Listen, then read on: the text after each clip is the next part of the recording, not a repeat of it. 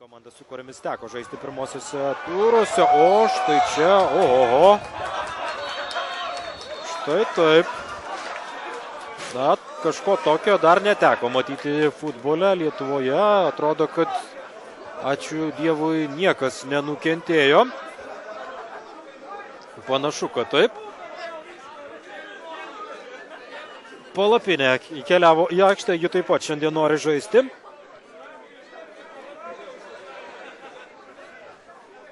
Tikrai toks nemalonus epizodas Gargžduose. Tik tai, atrodo, reikia pasidžiaugti, kad tikrai visi liko sveiki ir nenukentėjo niekas. 19 rungtynių minutė. Ir atrodo, kad nusprendė dabar pagelbėti savo komandai ir varžovą ekipai, žinoma, na ir savo patiems. Būtent Gargždų Bangos ir Galiai.